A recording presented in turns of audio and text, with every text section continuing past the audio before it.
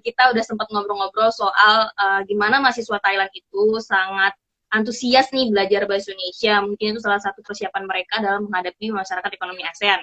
Nah, gimana dari pengalaman Abang sendiri melihat kesiapan teman-teman kita di mahasiswa di Thailand ini, Bang? Kan apalagi Abang pasti sehari-hari bersinggungan dengan mereka, melihat keseharian mereka, gitu. Gimana, Bang? Ya, betul betul sekali Krisa. Jadi apa yang kamu alami di Thailand itu dan apa yang kamu lihat dan dengar tentang persiapan orang Thailand menghadapi Asian Community ini sangat betul sekali. Jadi kalau kita bisa bahas itu sebentar sebelum aku menjawab pertanyaan kamu. Jadi Thailand, pemerintah Thailand punya anggaran dana khusus untuk mempromosikan tentang ASEAN untuk masyarakatnya. Jadi anak-anak mulai dari TK, SD, SMP, dan SMA punya satu hari selama 1 minggu bersekolah itu punya satu hari untuk ASEAN Day. Jadi mereka bakal ke sekolah dengan memakai seragam ataupun apa namanya kain tradisional dari uh, kita masyarakat ASEAN. Jadi sebegitunya pemerintah Thailand ini untuk apa namanya promoting dan meningkatkan awareness dan kesadaran masyarakat Thailand untuk ASEAN Community. Tapi kita juga harus melihatnya ke lebih besar lagi, tidak bisa melihat dari sebatas itu. Ini adalah tanda bahwa Thailand ingin mengambil leadership di Asia Tenggara. Jadi Thailand pengen menjadi leadernya, pengen menjadi pemimpin di Asia Tenggara. Meanwhile, kita Indonesia, half of the population of ASEAN itu adalah Indonesian. Jadi separuh dari Asia Tenggara itu adalah kita Indonesia. Tapi mungkin sangat disayangkan sekali ya, kenapa kita tidak bisa bergerilya seperti apa yang dilakukan oleh pemerintah Thailand. Nah, kembali lagi apa sekarang yang paling bisa kita lihat kemenangan Thailand untuk mendapatkan keuntungan dari adanya ASEAN Community ini adalah dengan mereka expanding their businesses di seluruh negara Asia Tenggara, utamanya adalah Indonesia dan Vietnam. Jadi sekarang kita lihat, semen sudah datang dari Thailand, SCG sudah masuk di Indonesia. Mereka masuk ke Indonesia dengan brand sendiri, bahkan juga dengan brand SCG, Siam Cement Group. Thai Bev itu adalah salah satu food and beverage company di Thailand yang sangat besar sekali. Mereka sudah masuk Indonesia. Mereka sudah masuk telur bahkan juga mereka sudah pasok ke Indonesia. Ayam, boiler, mereka sudah pasok ke Indonesia. Di Vietnam juga demikian, mereka sudah membangun beberapa perusahaan-perusahaan. Dengan apa? Dengan caranya mereka melewati edukasi dan pendidikan. Jadi di setiap universitas dibuat satu jurusan Asia Tenggara dari S1 ini. Dari S1 di Faculty of Liberal Arts, mungkin kalau di kita adalah Fakultas Visipol, mereka punya satu jurusan Asia Tenggara. Dan masing-masing mahasiswa yang masuk di jurusan Asia Tenggara ini wajib memilih satu negara konsentrasi di Asia Tenggara. Sekarang itu yang menjadi top 3 apa namanya top 3 negara yang menjadi konsentrasi itu adalah Indonesia, Vietnam, dan juga Myanmar. Jadi 3 negara inilah yang menjadi target besar dari Thailand. Nah, teman-teman aku juga waktu di Tamasat, aku juga jadi teaching assistant untuk bahasa Indonesia. Jadi untuk kelas bahasa Indonesia, aku juga ngajar di apa namanya di jurusan Asia Tenggara untuk S1 dan juga untuk S2-nya. Jadi mereka seperti itu, sebegitu siapnya Thailand untuk mencari atau untuk apa namanya taking the opportunity di bawah skema ASEAN Community ini. Jadi oke, kembali. Ya, itu feedback aku dari apa yang Krisa alami. Terus kembali lagi tadi ke pertanyaan Krisa, aku agak lupa tadi. Apa coba bisa diulang Krisa? Bang, pengalaman Abang tuh melihat mereka secara keseharian kan. Tapi sebenarnya tadi tuh udah agak menjawab sedikit sih Bang. Tapi mungkin bisa Oke. lebih lagi. Selain tadi ada ASEAN Day di kampus ya, di sekolah-sekolah gitu. Terus tadi Abang juga kasih informasi bahwa ada 3 negara nih yang menjadi tujuan mungkin pangsa pasar yang besar mereka melihat dari Indonesia, Vietnam, dan Myanmar gitu kan Bang. Mungkin kalau misalnya secara abang bergaul dengan mereka nih dalam pertemanan sehari-hari, mungkin ada pengalaman juga Bang, mungkin mereka kayak mungkin penasaran nih tentang Indonesia gimana, terus juga dalam praktek kesehariannya gimana gitu Bang. Oke, ya kalau anak-anak Thailand kalau secara umum sih mereka kalau kita apa namanya ya kalau berbicara tentang Indonesia tentu mereka kalau kita bilang kita dari Indo mereka bilangnya Indonesia singkatnya Indo ya Kon Indo Hub jadi kalau Indonesia bicara tentang Indonesia mereka pasti sangat tertarik sekali utamanya kalau secara umum generally kalau umpamanya the first conversation itu pasti tentang destinasi wisata pasti tentang utamanya tentang Bali dan Bromo. Jadi Gunung Bromo itu sekarang sangat hits banget untuk anak-anak gaulnya Thailand. Jadi untuk anak-anak mudanya Thailand itu pasti Bromo, Bromo, Bromo. Mungkin karena view-nya ini sekali ya, apa namanya view-nya di Gunung Bromo dan sebagainya. Bali tidak terlalu karena Thailand juga punya banyak pantai dan punya banyak pulau ya yang hampir sama dengan Indonesia. Jadi mungkin untuk conversation percakapan pertama kalau kita bilang kita dari Indonesia pasti mereka tanya tentang Bromo or event atau tentang Yogyakarta Bromo dan Ya, Yogyakarta ya. Mungkin karena mereka ini juga ada partnership juga dengan UGM kali ya Bang. Jadi kan ya Jogja, betul mereka mengenai ya Jogja. jadi betul sekali jadi pintu utamanya orang Thailand ini belajar bahasa Indonesia itu adalah Jogja dari Universitas Gadjah Mada dari Fakultas Ilmu Budayanya UGM yang pertama kali membuka kelas bahasa Thailand dan juga dari PSSAT Pusat Sosial Studi Asia Tenggara yang aku bilang. Jadi setiap tahunnya PSSAT ini punya program Seagate program. Anak-anak Thailand yang dari jurusan Asia Tenggara datang ke UGM 1 sampai 2 bulan tergantung program yang mereka pilih untuk belajar bahasa Indonesia di PSSAT UGM. Ya, jadi mereka pasti orang Thailand pasti taunya ya Jogja. Close tie-nya lagi, kalau kita bilang kita Indonesia itu pasti juga dari masa lampaunya hubungan Kerajaan Siam dengan Kerajaan Yogyakarta, dengan Kesultanan di Yogyakarta. Jadi apa namanya, dulu Raja Thailand, raja yang kelima, dia dulu pernah ke Yogyakarta, dia sangat tertarik dengan palace dan dengan konsep bangunan kerajaannya apa is not kerajaan, palace, istana. Dengan Ya. konsep istananya Sultan Jogja sangat sederhana, terbuat dari kayu dan ada halaman di depannya. Jadi dia copy itu, dia buatlah. Jadi kalau kamu sudah ke sana Meluang, sudah ke istana di Grand Palace kan, Ya. di Bangkok. Nah, jadi itu konsepnya adalah konsep istana di Yogyakarta. Jadi di depannya ada lapangan besar, alun-alun, ya, Ya. ya dan juga dia sangat tertarik dengan batik dan juga dengan ada salah satu sayur sayur yang dia ada di sungai yang Ya. dia enceng gon bukan enceng gon banyak Genjer, sayur yang genjer. di sungai genjer dan itu kan ada bunganya kan di sungai Ya, ada Bang. bunganya Ya. iya jadi dia lihat genjer dia lihat cantik bunganya dia bawa sama raja ini dibawa raja ini sayuran itu ke Thailand ditanam di Thailand ditebar di Sungai Chao Phraya dan guess what namanya di Thailand adalah Pantesan. iya namanya di Thailand adalah Pak Jawa Pak Cak Oh, karena Jawa dari Jawa. artinya adalah sayur dari Jawa Pak Jawa sayur dari Jawa iya jadi itu jadi hubungan Thailand dengan Indonesia sudah bermula dari masa Raja Siam yang kelima. Ditambah lagi kan kalau orang Thailand apa namanya kepercayaannya mereka tidak boleh tebang pohon. Jadi orang yang tebang pohon itu dari visit raja kemarin dibawa dari Jawa. Jadi Oke. pekerja yang menebangi pohon untuk membangun istana dan membangun sesuatu di Thailand itu adalah dari Jawa. Jadi ada satu tempat di Thailand, di Bangkok tepatnya, ada satu kampung Jawa. Tapi sekarang mereka sudah generasi kesekian, generasi kelima, keenam, dan ketujuh, jadi mereka tidak bisa lagi bahasa Jawa maupun bahasa Indonesia. Mereka sudah bahasa Thailand. Tapi akulturasi budayanya sangat terlihat sekali dari apa namanya dari makan makanan manis Thailand. Makanan-makanan dessert Thailand itu semua diadaptasi dari Jawa.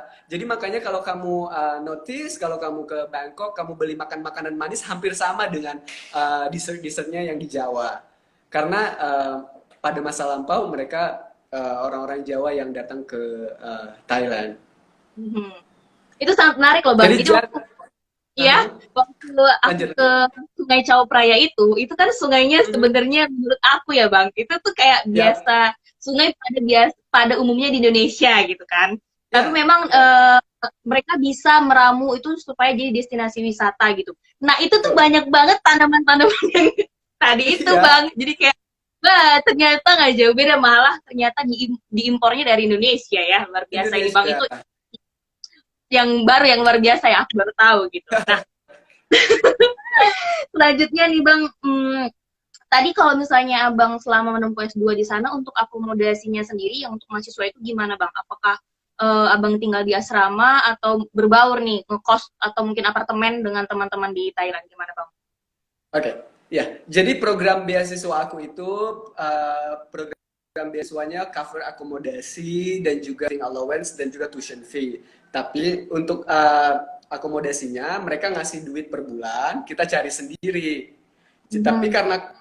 karena kampus aku ini betul-betul di tengah kota, by the Chao Phraya River, betul tepat di sebelah Sungai Chao Phraya, di sebelahnya Istana Raja, sangat indah sekali, indah dan romantis sekali Thammasat University.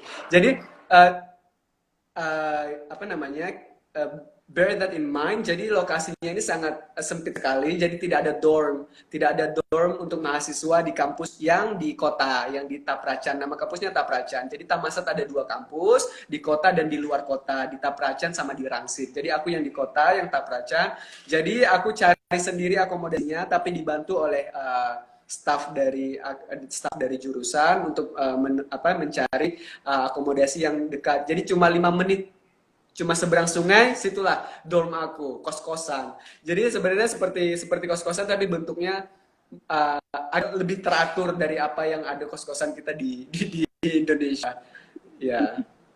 Iya Bang, itu menarik. Jadi selama aku berbincang dengan Abang ini, aku tuh jadi flashback lagi nih pengalaman waktu aku ke sana gitu.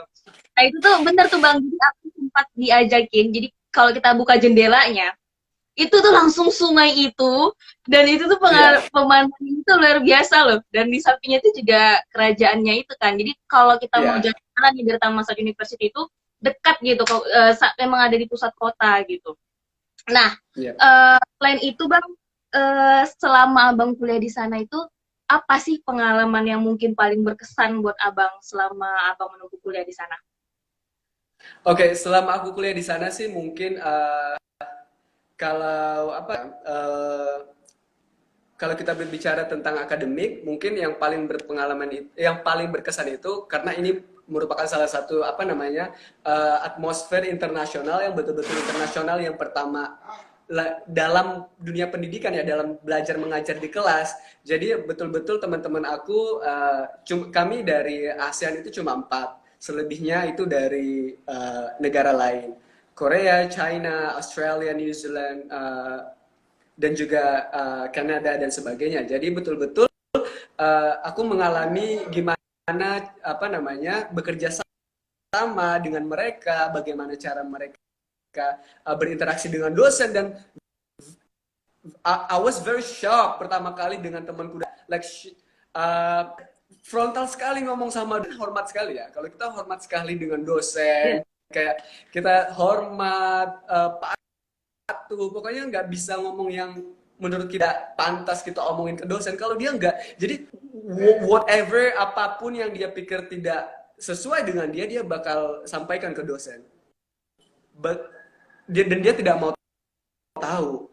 Jadi kayak tidak ada, aku tidak bilang kewarganegaraannya. Maksudku aku tidak generalize Iya. mereka, tapi ini hanya aku hanya share experience. Mungkin kita juga akan bakal bertemu dengan orang-orang yang seperti itu, dan juga teman-teman dari negara yang lain. Hal itu sih yang mungkin paling berkesan menurut aku, gimana kita betul-betul bekerja bareng dalam satu project dengan teman-teman dari negara lain, dan sangat beda sekali cara-caranya, cara untuk apa namanya, cara approach-nya untuk menyelesaikan satu project. Jadi itu menurut aku yang perlu yang paling aku pelajari selama aku as far as the kehidupannya generally concerned, kehidupan secara umum dipertimbangkan, aku bakal pikir adalah hal yang paling menarik itu mungkin gimana apa ya, gimana di Thailand itu orang tidak begitu berjuang untuk hidupnya. If you get what if you get what I mean. Jadi maksudku adalah kayak mereka walaupun tidak belajar seperti sungguh yang semangat, kayak their life will be just enough, you know. Mereka bakalnya kesempatan yang bagus untuk hidup mereka. Jadi itu salah satu yang aku sangat sedihkan, dan aku sangat selalu aku membandingkan gimana ya kita Indonesia, kita itu sangat kompetitif.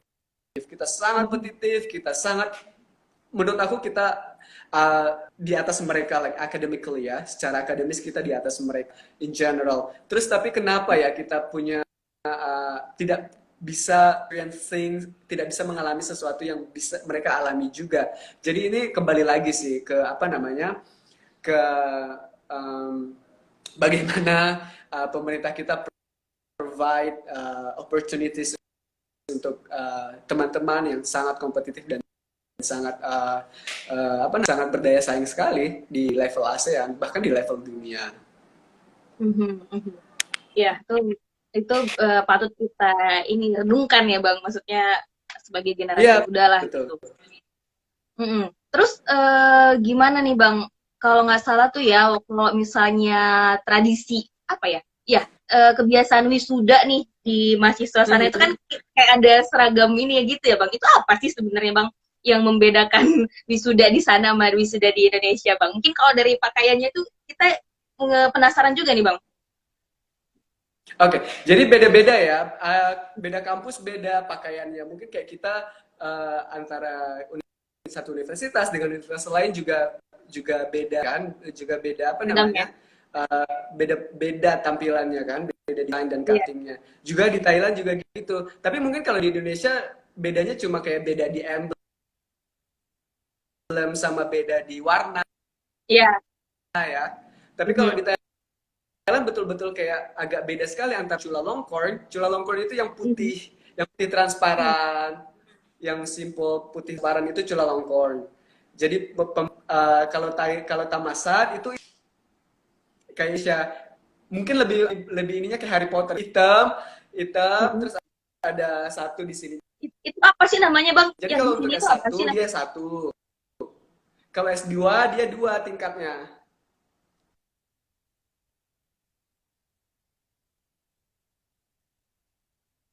Sinyal lagi nih Bang. Tadi apa Bang namanya yang di sini itu Bang, yang diselempangkan itu apa sih namanya?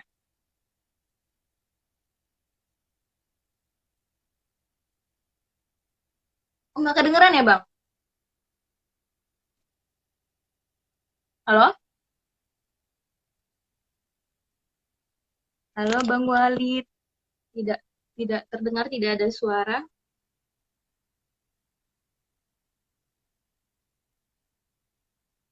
Mungkin Abang mau bisa ini Bang, kalau kalau berkenan Bang boleh nanti masuk lagi Bang kayak tadi. Rejoin. Halo? Sama.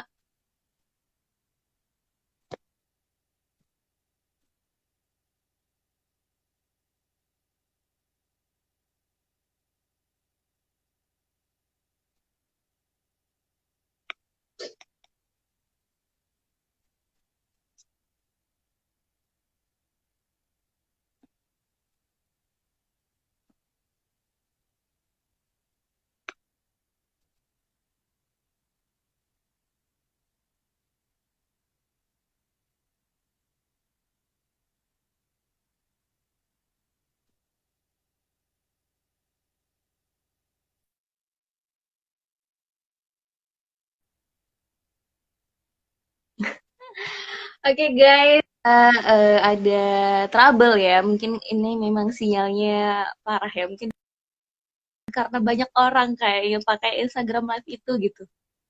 Halo Mbak Yanti tonton ya, jangan lewatkan, oke? Kamu harus tonton.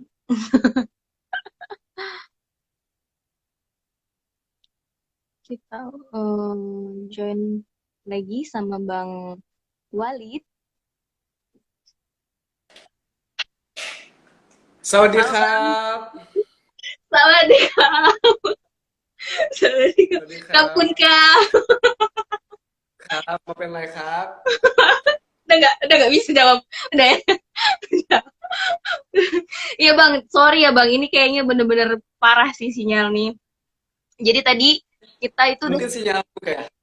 kita tadi udah sampai di pembahasan tadi itu nggak belum jelas nih bang, apa sih yang diselempangin itu namanya apa? Oh, oke.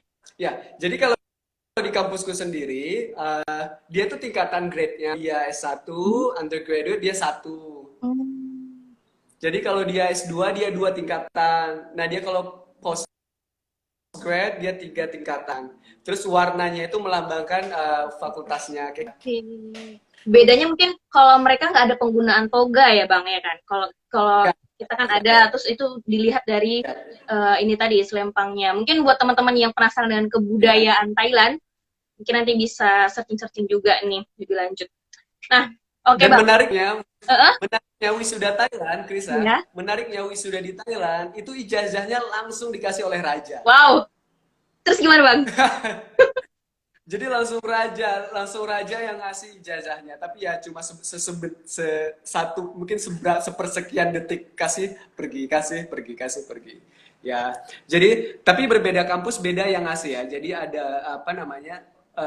Ada yang raja, ada yang queen, ada yang princess, ataupun ada yang prince. Jadi royal family yang ngasih ijazahnya untuk para graduates-nya. Tapi untuk Tamasat sendiri itu langsung raja ya bang. Itu mungkin sebuah keistimewaan. Raja, Oke. ya.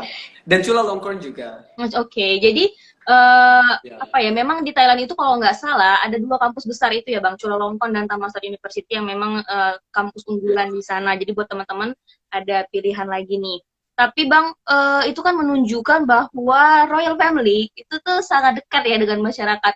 Mereka mau berbaur seperti tadi contohnya saat ada wisuda gitu. Mereka turun langsung nih untuk bertemu dengan para wisudawan dan melihat mana nih generasi-generasi muda kita mereka diberikan kesempatan untuk bertemu dengan royal family itu luar biasa sih kan Iya. nggak banget gitu maksudnya dengan jadwalnya mereka manajemen waktunya mereka gitu mungkin kalau di Indonesia Betul. presiden yang ngasih langsung Ya. wah luar biasa tuh orang-orang pasti semangat untuk Walau datang jadi kan sudah betul. Dan kayaknya presiden nggak ada jadwal lain iya selain itu sih. iya bener tuh nanti pasti di komen bang sama netizen nggak ada kerjaan lain dapat tuh presiden nih gitu Iya. luar biasa itu salah satu informasi baru lagi nih buat kita teman-teman Iya. gimana Karena universitas di kerajaan Thailand, universitas itu merupakan salah satu pilar dari kerajaan. Jadi one of the four pillars of the kingdom of Thailand. Jadi makanya mereka sangat apa namanya eh, harus seperti itu mereka untuk mengembangkan pendidikan di Thailand. luar Ya, biasa lanjut. ya jadi ini apa ya hari ini tuh kayak perbincangan kita ini sangat membuka wawasan sih bang menurut menurut aku ya karena kita kan dari luarnya itu hanya melihat terkadang itu membandingkan Thailand dengan industri Korea gitu kan gimana hanya melihat Ya, tampilan luarnya saja gitu mereka punya lakon di Korea punya K-pop gitu kan K-drama gitu tapi oh, ternyata kamu suka nonton? Lanjut, lanjut. suka bang Kamu bahkan suka aku nonton? nonton lakon itu kan belum sebanyak aksesnya itu belum semudah kita mengakses drakor gitu kan untuk lakon. Jadi Oke. menurut aku ya secara pribadi lakon-lakon Thailand itu dia ada keunikan tersendiri sih. Jadi waktu itu aku mengikuti ini jadi out of the box sih, tapi nggak apa-apa. Jadi waktu itu Oke. aku sampai ngikutin itu dia menceritakan bagaimana sebuah kerajaan di Thailand itu berkembang tapi pengemasannya itu sangat unik gitu loh Bang. Beda banget sama gimana Indonesia, perfilman Ya, Indonesia itu mengemas tontonan-tontonan berbau sejarah gitu. Kalau kita kan kayak ya, ada ikan terbang lah, kayak gitu-gitu kan. Kalau mereka itu enggak, jadi tuh bener-bener dilihat gitu bahkan untuk sekelas lakon ya mungkin sinetron lah di Indonesia gitu tapi ya. cara mengemas mereka itu sangat beda dan menurut aku itu bagus banget maksudnya sebelum kita bicara tentang industrinya Korea gitu mereka mereka aja nih di ASEAN aja bisa loh bikin kayak gitu kenapa kita enggak gitu kan harusnya itu Ya. jadi catatan juga nih buat kita gitu, khususnya generasi muda. Apalagi tadi aku tuh bener-bener ya Bang, pulang dari sana itu aku bener-bener kayak wow, kalau aku nggak bersiap ini sebagai salah satu generasi muda di ASEAN, aku bisa ketinggalan nih dari orang-orang mahasiswa-mahasiswa lain sendiri. Gitu Bang, itu sih yang paling menurut Iya, aku kita harus bersiap sih kalau kita nggak mau disalip sama mereka. Gitu. Apalagi kan kita iya, generasi muda di Indonesia, kalau misalnya negara kita mau maju, kalau kitanya nggak mau maju, gimana gitu kan Bang? betul sekali, setuju. Oke Bang, nah tadi kita udah bicara banyak banget nih sama Bang Walid. Nah selanjutnya Bang, setelah Abang nih lulus dari Thailand itu, Abang balik lagi ke Indonesia atau ada pengalaman-pengalaman lain yang bisa Abang share seperti kemarin misalnya kita kan ketemu nih di acara di seleksi pertukaran pemuda antar negara nih di Medan Bang. Iya, Mungkin itu salah satu prestasi Abang juga, mungkin bisa di-share sama kita semua. Gimana Bang? iya. Jadi apa namanya? Setelah aku S2 itu aku kerja sebentar untuk perusahaan swasta multinational company di Thailand yang beroperasi di Asia Tenggara. Terus mungkin alasan aku juga kembali ke kampung itu juga karena ibuku. Jadi adikku yang paling kecil sekarang sudah kuliah, jadi harus ke Jawa. Jadi di rumah nggak ada lagi temen ibuku. Jadi aku I was responsible for that. You Luar know, biasa. aku berpikir iya aku kayaknya harus kembali nih menemani ibuku di rumah. Jadi itu adalah kayak sense of responsibility dari aku sendiri. Terus aku balik ke kampung dan aku percaya kayak awalnya kalau aku boleh share, aku sangat I was very international minded. Yap. Aku itu pengen jadi awalnya kalau kita boleh aku boleh bercerita sedikit. Aku sebenarnya pengen apply untuk apa namanya uh, junior executive programnya dari UN, United Nations. Jadi kayak diplomatnya tapi levelnya UN. Jadi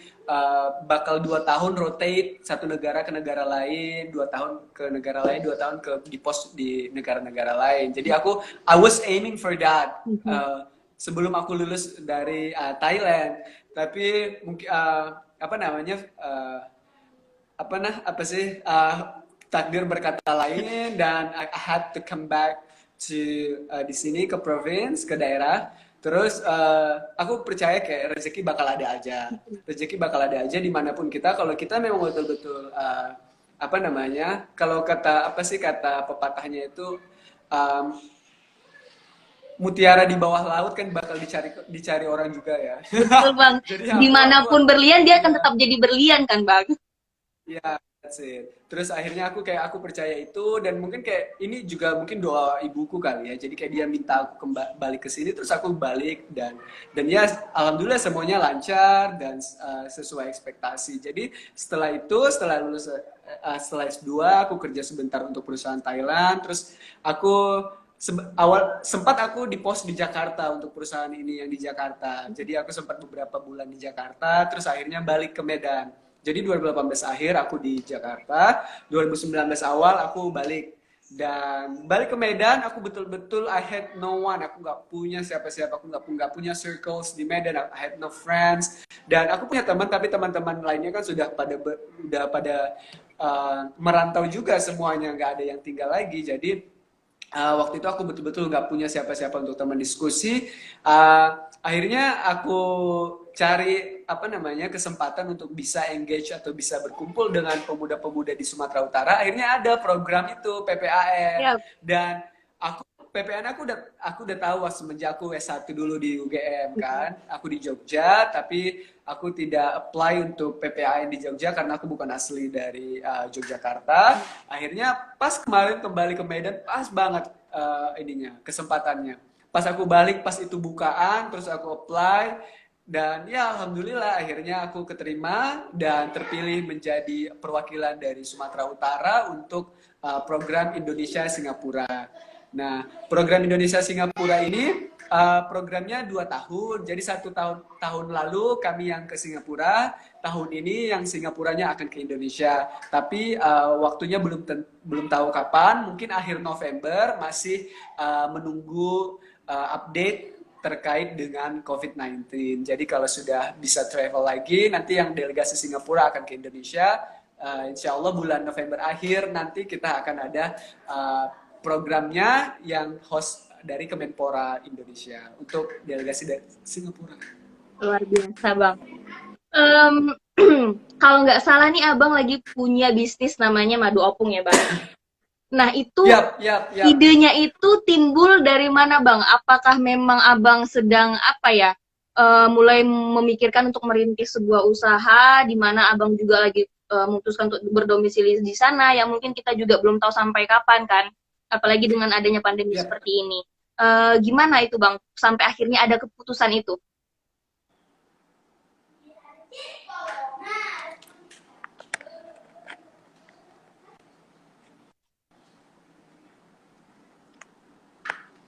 Ya, jadi halo. Halo Krisa. Ya, lanjutkan Bang. Bisa Jelas, dengar? jelas terdengar. Oh, oke. Oke. Ya. Jadi aku kemarin karena pandemik ini kan sebenarnya kalau ini lagi apa namanya kegiatan aku sebelumnya tahun lalu aku kan I was part of the monitoring team untuk pengembangan destinasi wisata Danau Toba itu on contract sampai 2019 sampai 2023 tapi belum tahu tahun ini karena adanya pandemik ini jadi kita masih on hold masih ditunggu lalu aku sekarang setelah dari program Singapura Indonesia itu kemarin aku fokus untuk sustainable development berhubungan juga dengan tema topik dari program kami kemarin adalah sustainable living jadi sustainability dan development jadi aku fokus kemarin kembali ke Medan setelah program aku dapat tawaran kerja untuk sustainable development khususnya di sustainable tourism aku kemarin aku ini apa namanya aku fokuskan itu jadi aku fokus untuk sustainable tourism consultant aku ikut untuk apa namanya training untuk sustainable tourism consultant and monitoring dari Global Sustainable Tourism Council kemarin di Bali. Akhirnya aku dapat beberapa proyek untuk pengembangan destinasi wisata di daerah di Kabupaten Asahan, di Kota Tanjung Balai, dan juga di Kabupaten Labuhan Batu.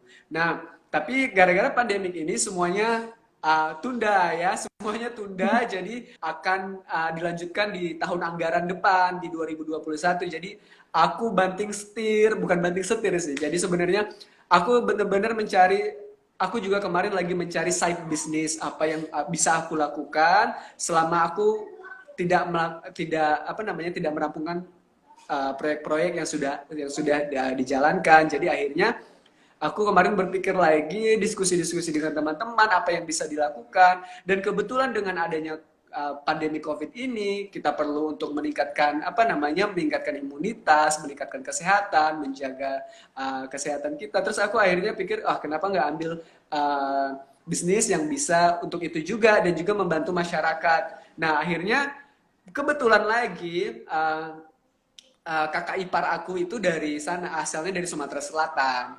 Jadi beliau itu kerjanya juga bukan kerjaan side bisnisnya juga ngambil madu dari petani-petani dan pencari madu di kampung-kampung di dusun-dusun namanya kalau di sana di dusun-dusun di Sumatera Selatan.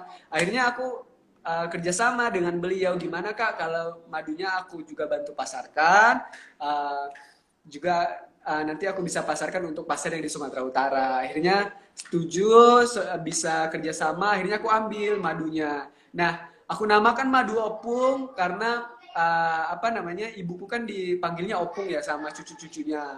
Jadi jadinya aku buat namanya madunya madu opung biar juga untuk nge-branding madu ini berasal dari Sumatera Utara dengan kata-kata opung. Nah, harapannya ke depannya madu Indonesia, aku sudah I did a little research about honey, Indonesian honey. Itu madu Indonesia itu kalau di rank itu kualitasnya itu nomor 3 paling top di dunia.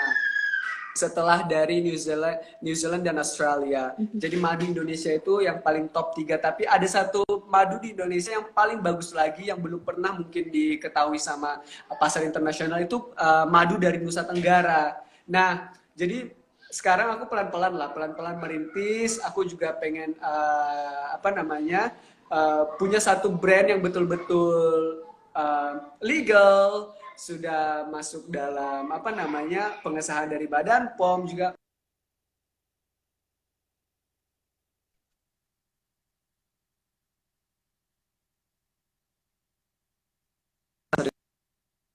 internasional. Ya Bang, luar biasa. Jadi pengalaman kisah hidup ya, ini kan sebagian daripada kisah hidupnya Bang Walid. Yap, Itu jadi yap. inspirasi buat kita semua bahwa setelah kita ibaratnya nih ya Bang, kalau aku bisa cerita tuh aku sebenarnya belum siap juga kalau seandainya aku di posisi Abang di mana aku harus pulang ke kampung gitu. Sebenarnya ada nih orang tua kayak pernah juga ngomong gitu kan. Sama lah kayak Abang gitu. Tapi masalahnya sih untungnya nih Bang, aku bukan anak terakhir kan. Jadi kalau sekarang ini adekku yang terakhir itu masih di rumah nih. Tapi agak sulit Bang sebenarnya buat kita yang orang sudah Oke. terbiasa tinggal tinggal jauh dari orang tua gitu kan. Terus kita sudah melihat dunia yang luas ini gitu kan Bang. Terus suatu waktu kita disuruh untuk pulang Betul, betul. gitu kan Bang, mau nggak mau. Tapi memang itu harapannya kan menjadikan kita lebih kuat lagi, lebih dewasa lagi, dan mungkin akan bisa membawa semua pengetahuan yang sudah kita lihat itu kita terapkan di kampung kita. Jadi mau nggak mau Betul. kampung kita itu juga bisa maju, bisa berdaya, dan akhirnya nggak ketinggalan nih kemajuan kampung kita dengan kampung-kampung yang ada di daerah lain gitu. Dan kita itu kan bisa menjadi penggerak di kampung kita kan Bang. Dan itu luar Ya. biasa sih Bang, maju terus Bang Walid. Semoga bisnisnya Thank lancar, you. usahanya lancar, dan nanti bisa dipasarkan bukan Amin. cuma di Indonesia aja, tapi bisa ke luar negeri juga, karena kan Abang punya network yang luas nih Bang. Nah, nanti mungkin waktu teman-teman kita dari Singapura datang, mereka juga sudah melihat bagaimana kerja keras Abang dengan madu opung ini, dan nanti jadi membuka peluang-peluang besar yang lainnya Bang. Amin, mudah-mudahan. Amin. Thank you, thank you.